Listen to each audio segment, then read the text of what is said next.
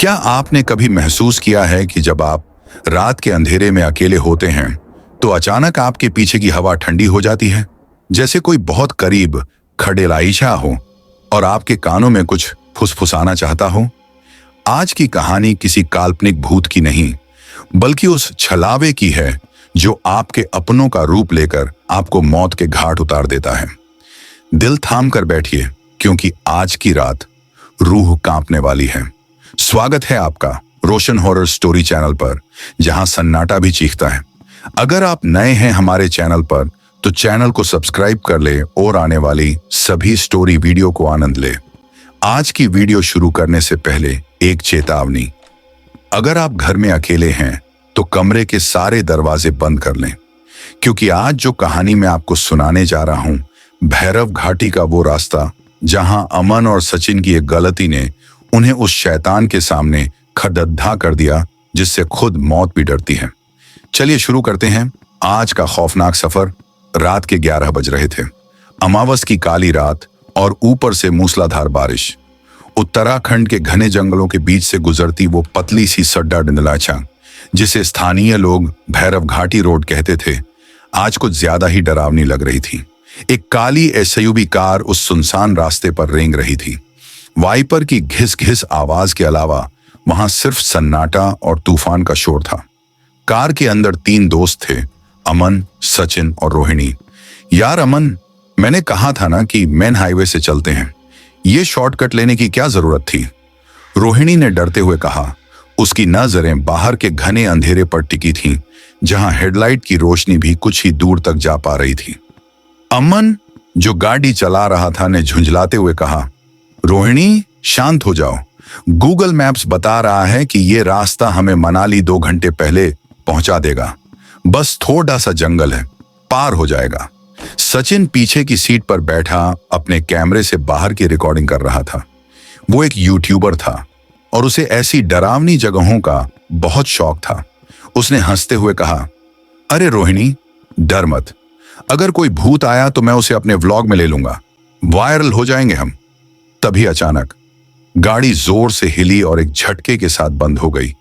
Headlights बुझ गईं और चारों तरफ सिर्फ और सिर्फ अंधेरा छा गया। क्या हुआ? सचिन ने अपना कैमरा नीचे करते हुए पूछा। लगता है टायर फट गया या इंजन में कुछ हुआ है, अमन ने चाबी घुमाते हुए कहा। लेकिन गाड़ी स्टार्ट नहीं हुई। बाहर बारिश अब थोड़ी धीमी हो चुकी थी, लेकिन कोहरा बढ़ने लगा था। अमन ने टॉर्च निकाली और कहा, मैं नीचे उतर कर देखता हूं, तुम लोग अंदर ही रहो। नहीं, मैं अकेले नहीं रहूंगी। रोहिणी ने सचिन का हाथ कसकर पकड़ डट लिया।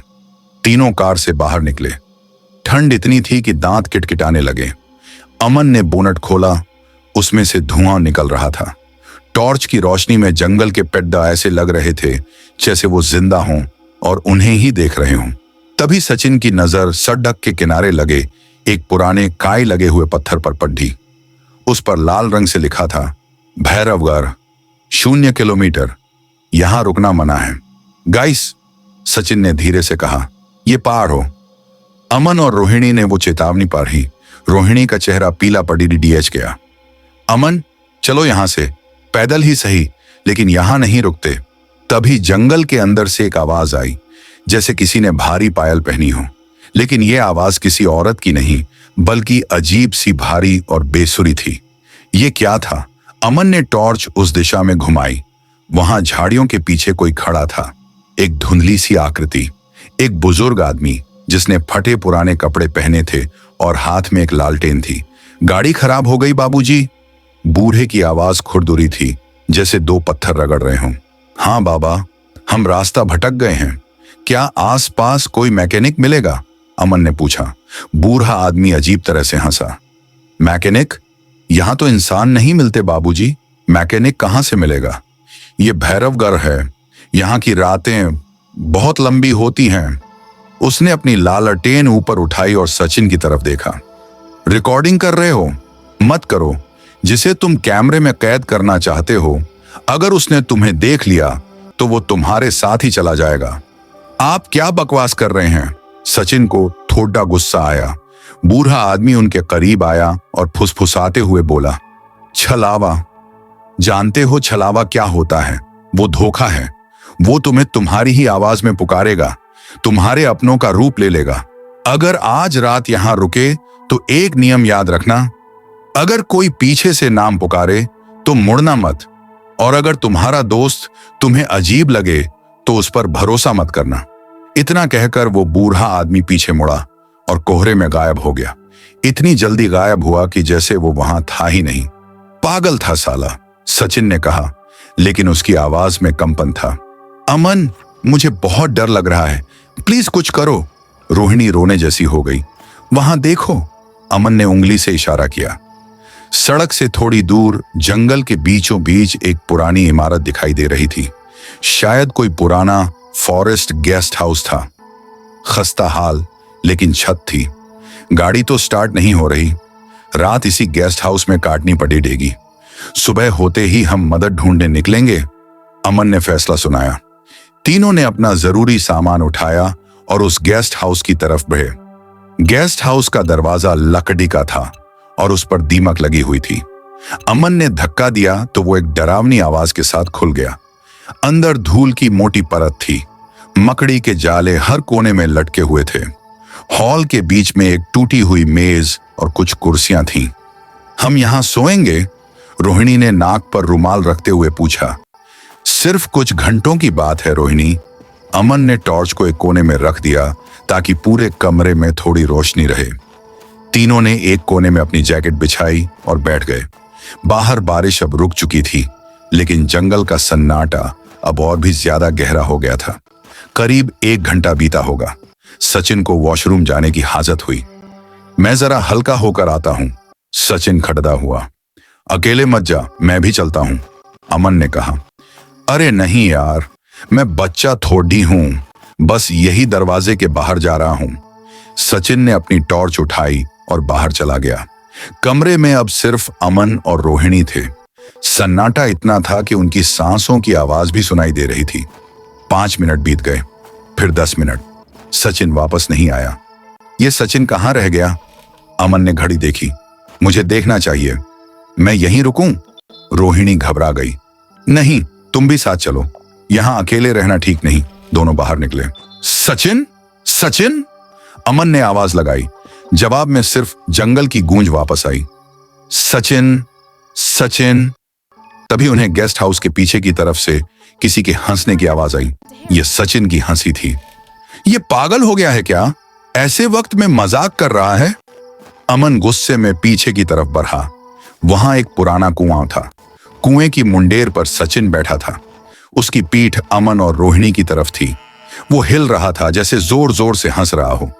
सचिन, तू यहां क्या कर रहा है? हम कब से तुझे बुला रहे हैं। अमन ने उसके कंधे पर हाथ रखने के लिए हाथ बढ़ाया। तभी सचिन बोला, बिना पीछे मुद्दे। उसकी आवाज बिल्कुल अलग थी, भारी और गूंजती हुई। तुमने नियम तोड़ा अमन, तुमने पीछे मुड़कर देख लिया। क्या? अमन का हाथ हवा में रुक गया। सचिन ने धीरे धीरे अपनी गर्दन घुमाई, लेकिन उसकी गर्दन इंसान की तरह 90 डिग्री पर नहीं, बल्कि पूरी 180 डिग्री पीछे घूम गई। रोहिणी की चीख निकल गई। सामने जो चेहरा था वो सचिन का ही था, लेकिन उसकी आंखें गायब थीं। सिर्फ 2 काले गड्ढे थे और उसका मुंह वो अजीब तरह से खुला हुआ था, कानों तक चौड़ा। छलावा हूं मैं, उस चीज ने कहा। अमन और रोहिणी उल्टे पांव भागे। वो इतनी तेज भागे कि झादियों से उनके कपड़े फट गए, लेकिन वो रुके नहीं।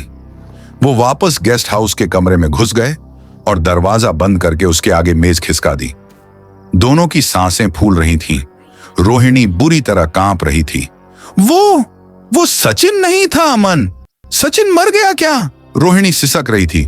मुझे नहीं पता। अमन ने अपना सिर पकड़ लिया। तभी दरवाजे पर दस्तक हुई और बाहर से आवाज आई, बिल्कुल नॉर्मल, घबराई हुई सचिन की आवाज। अमन, रोहिणी, दरवाजा खोलो यार। तुम लोग मुझे बाहर छोड़ दचकर अंदर क्यों भाग गए? बाहर बहुत ठंड है, खोलो प्लीज। अमन और रोहिणी एक दूसरे को देखने लगे। ये सचिन है, रोहिणी ने उम्मीद से कहा। शायद जो हमने कुएं पर देखा वो हमारा वहम था, या वो छलावा था। रुको, अमन ने उसे रोका। याद है उस बूढ़े ने क्या कहा था? वो तुम्हारी अपनों की आवाज में पुकारेगा। बाहर से सचिन की आवाज अब रोने जैसी हो गई थी। प्लीज खोलो, मेरे पीछे कोई है, प्लीज अमन, वो मुझे मार डालेगा। रोहिणी का दिल पसीज गया। अगर वो असली सचिन हुआ और हमने नहीं खोला तो? वो दरवाजे की तरफ बढ़ी। नहीं रोहिणी, अमन चिल्लाया, लेकिन रोहिणी ने कुंडी खोल दी। दरवाजा धीरे से खुला। सामने सचिन खड़खड़ा था। वो बिल्कुल ठीक लग रहा था, भीगा हुआ, डरा हुआ। थैंक गॉड तुमने खोल दिया। सचिन अंदर आया और उसने दरवाजा बंद किया। उसने राहत की सांस ली। अमन अभी भी उसे शक की नजरों से देख रहा था। उसने टॉर्च की रोशनी सचिन के पैरों पर डाली। अमन का खून जम गया। सचिन के पैर उल्टे थे। इससे पहले कि अमन कुछ बोल पाता, सचिन मुस्कुराया। वो मुस्कान धीरे धीरे चौधी होती गई, इतनी चौधी के इंसान के लिए नामुमकिन थी। उसने रोहिणी का हाथ पकड़ा। शुक्रिया रोहिणी। और उसी पल गेस्ट हाउस की सारी रोशनी बुझ गई। अंधेरे में सिर्फ रोहिणी की एक दिल दहला देने वाली चीख गूंजी। अंधेरा इतना घना था कि अमन को अपनी खुद की हथेली भी दिखाई नहीं दे रही थी। कमरे में सिर्फ रोहिणी की आखिरी चीख की गूंज बची थी। रोहिणी, रोहिणी कहाँ हो तुम? अमन पागलों की तरह हवा में हाथ पैर मारने लगा। तभी उसकी उंगलियां किसी ठंडी और चिपचिपी चीज से टकराईं। उसने झटके से हाथ पीछे खींचा और अपनी जेब से लाइटर निकाला। छोटी सी लौ जलते ही जो उसने देखा, उसे देखकर उसकी रूह कांप गई। दीवार पर खून से लिखा था, अब तुम्हारी बारी है अमन। रोहिणी और वह उल्टे पैरों वाला सचिन गायब थे। पूरा कमरा खाली था। बस फर्श पर रोहिणी का एक सैंडल पड़ा था। यह नहीं हो सकता, यह सब सपना है, अमन बड़बड़ाया। तभी उसे गेस्ट हाउस की छत पर किसी के दौड़ने की आवाज आई। वो चीज छत पर नहीं, बल्कि छत के अंदर की तरफ पर रेंग रही थी। अमन ने ऊपर लाइटर की रोशनी की। वहां कोई नहीं था, लेकिन छत से काले रंग का गाढ़ा खून टपक रहा था। अमन समझ गया कि यहां रुकना मौत को दावत देना है। वो गेस्ट हाउस से बाहर की तरफ भागा। बाहर कोहरा इतना घना था कि उसे अपनी कार भी नहीं दिख रही थी। अमन भाई रुको, एक आवाज आई। ये सचिन की आवाज थी, लेकिन इस बार आवाज दाईं तरफ की झाड़ियों से आई थी। अमन, मैं असली सचिन हूं। वो जो अंदर था वो मैं नहीं था। मैं बचकर भाग आया हूं, इधर आओ। अमन रुक गया। उसका दिमाग काम करना बंद कर चुका था। सचिन, तुम कहां हो? यहां, इस पुराने बरगद के पेड़ के पीछे। मेरा पैर टूट गया है भाई, मदद कर। अमन उस पेड़ की तरफ बढ़ने लगा। तभी उसे उस बूढ़े आदमी की बात याद आई। वो तुम्हारी अपनों की आवाज में पुकारेगा। पीछे मत मुड़ना और अपनों पर भी भरोसा मत करना। अमन ने अचानक एक सवाल पूछा, सचिन, हमारे YouTube चैनल का पासवर्ड क्या है? सन्नाटा छा गया। झाड़ियों के पीछे से आने वाली आवाज बदल गई। अब वो आवाज किसी जानवर के गुर्राने जैसी थी। पासवर्ड, खून, मौत। अमन पीछे मुद्दा और बिना देखे भागा। वह झादियों को चीरता हुआ जंगल के अंदर गहराई में चला गया। भागते भागते वह एक पुरानी बस्ती जैसी जगह पर पहुंचा। वहां कुछ झोपड़ियां थीं जो सदियों पुरानी लग रही थीं। वहां एक झोपड़ी के बाहर वही बूढ़ा आदमी बैठा था जो उन्हें सड़क पर मिला था। वह आग जलाकर हाथ ताप रहा था। आ गए? बूढ़े ने बिना ऊपर देखे कहा। मैंने कहा था ना, यहां की रातें लंबी होती हैं। बाबा, मेरे दोस्त, वो चीज उन्हें ले गई। वो क्या है? उसे कैसे रोकूं? अमन हांफते हुए उसके पैरों में गिर पड़ा। बूढ़े ने आग में एक सूखी लकड़ी डाली और बोला, वो छलावा है, इस घाटी का श्राप। वो शरीर नहीं, वो सिर्फ एक भूख है। उसे तुम्हारा डर चाहिए। जितना डरोगे वो उतना ताकतवर होगा। उसे खत्म कैसे करूं? खत्म? बूढ़ा हंसा। उसे खत्म नहीं किया जा सकता, लेकिन उससे बचा जा सकता है। सुबह होने तक तुम्हें इस आग के घेरे के अंदर रहना होगा। अगर तुम इस घेरे से बाहर निकले तो वो तुम्हें भी उनके जैसा बना देगा। अमन उस आग के पास बैठ गया। बूढ़ा आदमी मंत्र बुदबुदाने लगा। अचानक जंगल से आवाजें आने लगी। अमन बेटा, घर आ जा। अमन चौंक गया। ये उसकी मां की आवाज थी। अमन देख, मैं तेरे लिए खाना लाई हूं। बाहर निकल उस आग से, तुझे चोट लग जाएगी। अमन की आंखों में आंसू आ गए। उसे अपनी मां की परछाई पेड्डाच के पीछे दिखाई दी। वह बिल्कुल असली लग रही थी। अमन मत जाना, बूढ़े ने उसे चेतावनी दी। वो तेरी मां नहीं है, वो छलावा है। तभी दूसरी तरफ से सचिन और रोहिणी की आवाजें आने लगी। वो दोनों खून से लथपथ होकर आग के घेरे के पास आ गए। अमन, ये बूढ़ा तुम्हें मार डालेगा, ये खुद एक शैतान है, भागो यहां से, हमारे साथ चलो। रोहिणी चिल्लाई। उसके गले से खून बह रहा था। अमन बुरी तरह उलझ गया। एक तरफ उसकी माँ, दोस्त और प्रेमिका उसे बुला रहे थे और दूसरी तरफ वो डरावना बूढ़ा। किसे चुनोगे अमन? छलावे की कई आवाजें एक साथ गूंजी। हमें या इस मौत को? अमन ने अपनी आंखें बंद कर ली और चिल्लाया, तुम सब झूठ हो, तुम सब छलावा हो। अचानक एक भयानक धमाका हुआ। आग की लपटें नीली हो गईं। अमन ने आंखें खोली तो देखा कि रोहिणी, सचिन और उसकी मां सब पिघल रहे थे। उनके चेहरे मोम की तरह गिर रहे थे और उनके पीछे से एक काला साए जैसा साया निकल रहा था जिसकी लंबाई 10 फीट थी। वो छलावा अपनी असली शक्ल में था, एक बिना चेहरे वाला राक्षस जिसके हाथ जमीन तक लंबे थे। उसने एक जोरदार चीख मारी जिसे सुनकर अमन के कान फटने लगे। वह राक्षस आग के घेरे पर हमला करने लगा, लेकिन आग उसे छूते ही उसे जला देती। सुबह होने वाली है, बूढ़े ने शांत आवाज में कहा। धीरे धीरे कोहरा छौंटने लगा। सूरज की पहली किरणें पहाड़ों के पीछे से झांकने लगीं। वह काला साया छलावा सूरज की रोशनी पढ़ाते ही धुएं में बदल गया और जंगल की गहराई में कहीं गायब हो गया। अमन ने राहत की सांस ली। मैं बच गया, बाबा शुक्रिया, आपने मेरी जान बचा ली। बूढ़ा आदमी मुस्कुराया। उसकी मुस्कान में कुछ अजीब था। हाँ, तुम बच गए अमन। अमन खद्दा हुआ और अपनी कार की तरफ जाने लगा। तभी उसने जमीन पर कुछ देखा। धूप में उस बूढ़े आदमी की परछाई नहीं बन रही थी। अमन का दिल फिर से धड़कने लगा। उसने पीछे मुड़कर देखा। वहां कोई झोपड़ी नहीं थी, कोई आग नहीं थी, वह सिर्फ एक पुराना श्मशान था। अमन के हाथ में एक पुराना कैमरा था, सचिन का कैमरा। उसने कैमरा ऑन किया और आखिरी रिकॉर्डिंग देखी। वीडियो में दिख रहा था कि अमन खुद कार से बाहर निकलकर रोहिणी और सचिन का गला दबा रहा है। उसकी आंखें पूरी तरह सफेद थीं। कैमरे में अमन की आवाज सुनाई दी, छलावा, शरीर नहीं बदलता अमन, वो रूह बदल देता है, और अब मैं तुम हूं। असली अमन चिल्लाया, लेकिन उसके मुंह से कोई आवाज नहीं निकली। वह अब उस कैमरे के अंदर कैद था और उसका शरीर वह छलावा लेकर सड़क की तरफ जा रहा था, एक नई गाड़ी का इंतजार करने। अमन तो शायद उस रात घर नहीं लौटा, लेकिन क्या आप जानते हैं कि आपके पीछे वाले दरवाजे पर जो दस्तक हुई है वो वाकई आपका कोई अपना है, या फिर अंधेरे में खद्दा कोई छलावा आपकी आवाज चुराने का इंतजार कर रहा है? याद रखिए, इस घाटी में परछाइयां बोलती हैं। अगर आपको यह कहानी पसंद आई तो इस वीडियो को लाइक करें और कमेंट में बताएं, क्या आपने कभी कुछ ऐसा देखा है जिसे विज्ञान नहीं समझा सकता? मिलते हैं अगली खौफनाक रात में। तब तक पीछे मुड़कर मत देखना। सच्चाई और छलावे के बीच की लकीर बहुत धुंधली होती है। आज की कहानी भैरव घाटी का छलावा यहीं खत्म होती है, लेकिन डर का सिलसिला जारी रहेगा। अगर आप भी ऐसी ही रूह कंपा देने वाली कहानियों के शौकीन हैं तो हमारे चैनल को अभी सब्सक्राइब करें और उस घंटे बेल आइकॉन को दबा दें ताकि कोई भी डरावना अपडेट आपसे छूट ना जाए। अगली कहानी इससे भी ज्यादा भयानक होगी। तब तक के लिए शुभ रात्रि, अगर आप सो सकें तो।